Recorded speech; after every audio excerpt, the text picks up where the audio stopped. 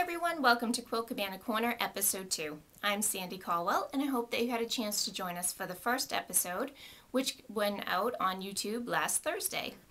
So here we are again, and on this week's episode, we will be taking a little look at the Chaco Liner and the Clover Water Soluble Pencils.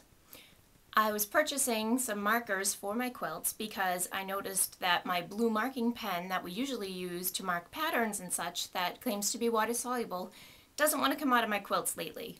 So I'm on the hunt for something that will mark the quilts and be water soluble and actually come out. I'm also going to take you on a little walking tour of Plymouth. If you've never been to Massachusetts before, you might find it interesting to see the Mayflower replica and the Plymouth Rock. We went down there on Sunday for my daughter's 14th birthday, and I took the flip video camera along and got a little bit of footage down there that I thought I would share with you. I'm also going to share with you what's on the cutting table this week and a little bit of what I finished up, which was my daughter's quilt for her teddy bear, and her teddy bear's name is Duffy. Duffy's been very happy with his quilt this week. And I'll also show you a little bit of hand embroidery that I'm doing. So go grab a cup of coffee and let's get started. So this week I wanted to finish up Duffy's quilt. Duffy is my daughter's teddy bear, and she asked me to make a quilt for Duffy using English paper pieced flowers. She picked out all the fabric for the flowers and arranged them just the way she wanted with certain colors in the middle. And I just added them to the white fabric like I showed you on the cutting board from the last episode. And I did some quilting with some variegated blue thread, just in a little wide zigzag. And I machine tacked down this binding because it's going to go through the wash a few times. So, Duffy, enjoy your new quilt. And these are Duffy's friends over here. This is Tilly and Millie. Tilly is the big turtle, Millie's the little turtle.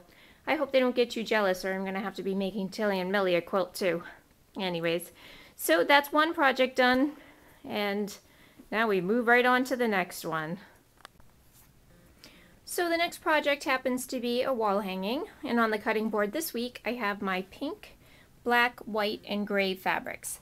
And this is going to be a wall hanging that features some yo-yo flowers on it. So that's what I'm working on in terms of fabric projects for quilting. And I'm also working on getting together my hand-dyed fabrics to sell at my Quilt Guild's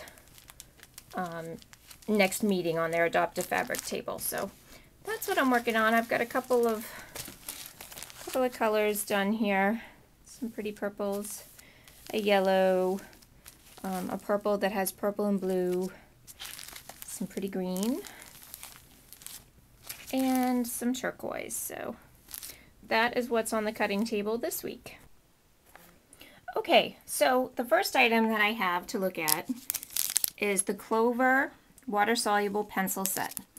And it comes in 3 colors, a pink, a blue, and a white.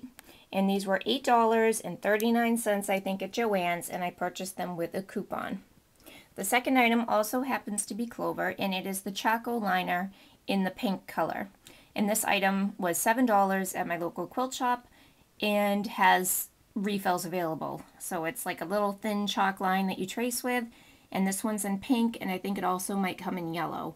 Possibly white, I'm not sure. But let's talk about the pencils first. So over here on black fabric, I've drawn a line with each color, the pink, the blue, and the white. And on green fabric as well. Did on black so you can see how it really shows up.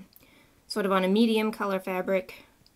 And then, it's going to be a little harder to see, but also on the white fabric. So these say that they are water soluble. You should be able to mark your quilt with them. You should be able to sharpen them. And you should be able to have the marks come out with water. So I'm going to do a little test. I have to put the camera down in order to do this. So I'm going to stop the video for a minute and I'm going to work on getting the lines out. And the way I'm going to do it is I have my little cup of water here and this face cloth. And I'm just going to dab at the lines and rub a little bit and see if they really do come out. So stay tuned. Okay, so as you can see, by just dabbing at them with my wet face cloth. The lines have come out, and they've come completely out too. Come out of the green. They're still a little wet. We can go back and look at them at the end and see if they've dried up some. But as far as the eye can tell, the water-soluble pencils did do a great job marking because I could see them. I could see them clearly. And they've done a great job washing out. So I think for $8.39, especially if you can get it with a coupon for half that, that's a pretty good buy. Next is the Chaco Liner. Now, immediately I had a problem with the Chaco Liner because there are no directions on the back of this package for how to remove the markings. So the front of it says, you know, mark a thin line with the Chaco marker, and then you turn it over and it tells you that it's easy to use, tells you how to unscrew the cap for a refill, and that the case is leak proof. That's important too. The case is leak proof, that's good. Refill powder is available, and do not iron on. So let's just see how this works. Okay, I'm going to come back to you in a minute while I get the cap unscrewed and figure this out. Okay, so the cap just came off, and it's very hard to tell. There's a very thin tracing wheel there, and what you do is you just drag it across your fabric like that. So it shows up great on the black. It is showing up on the green, though it's hard to tell on this video. And it's also hard to do one-handed. And here it is on the white. So it makes a little clicky sound, and it does that. Now, the girl at the shop said when she uses this, she just uses her finger to smudge the chalk line off. That's what she says to remove it. So now I did play with this a little bit yesterday, and smudging it will get some of the mark off, but it absolutely does not get it all off. So then I thought, okay, well, it says not to iron it, so my other choice would be water, I guess. So, you know, I suppose if you're marking on a darker fabric like this one that has some pattern to it, you can sort of get those chalk lines to smudge away more easily than on a piece of white or a piece of black. But this doesn't smudge away enough to my liking. So now I'm going to try it with some water on it. Okay, so I gave it the same water treatment I just gave the water-soluble pencils. The line is still there. It is definitely blurred or smudged, but it's still there. So I could never have used that on, say, a white quilt that I wanted to do some background quilting on and I wanted to have it marked. That would not do. And let's see, over here, the pink lines, it just kind of made a wet pink smudged sort of a mess. So I guess I'm not really a fan of that for the purpose of marking a quilt to then stitch it. What I would use this for is for when I am joining my binding strips together and I need to draw that line to mark my 45-degree angle to then cut them on, because the pink does show up pretty well on the black fabric or on dark fabric, and that's always a problem for me, is to get a marker or a pen that shows up on that.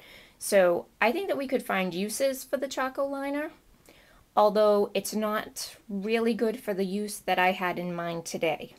So I'm going to keep playing with that Chaco marker and see if I can find more uses for it in the craft room.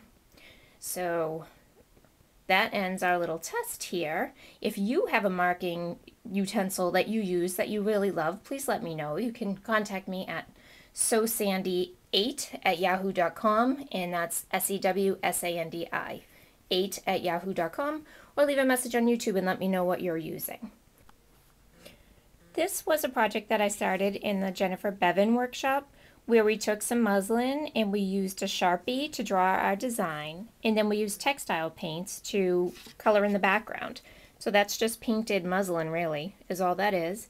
And then we used DMC floss number 8 to do some hand embroidery on it. We've got some birdseed stitch or scatter stitch, whatever people like to call it, and just a back stitch to go over all those black lines. So I'm running short on video time, so I'm going to actually cut this segment short, but this is the hand embroidery project that I'm working on this week. So this is the Plymouth waterfront, and way over there is the Mayflower. I'll have to see if I can get down a little further so you can see a picture of that.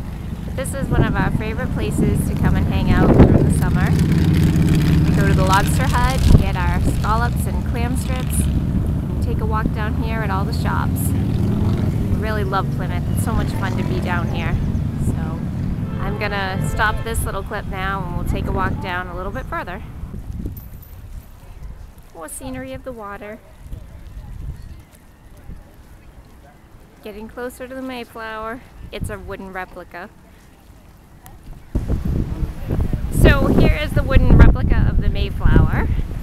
And for $8, you can, I think it's $8, you can go buy a ticket and go aboard the Mayflower and see how the Pilgrims made their journey across and see their, rooms. And I think they take you in and show you the kitchen and all the insides of the ship. So it's always fun to do if you're down here on vacation. And then a little further down is the rock, and I will take you there next. Okay, so here is Plymouth Rock. And we're heading to it. We'll follow my girls. They're almost there. It's housed under this stone structure. Looks out near the water.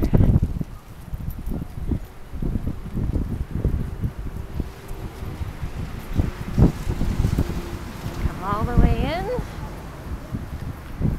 And here it is. There it is, Plymouth Rock. Yep, find you some coins in a minute. Everybody throws their change down there. I got a penny, but I'm not. You gotta make a wish. You gonna make a wish? Here, I'll throw an imaginary penny. See if I can get around the side. See if I can get a better view on this.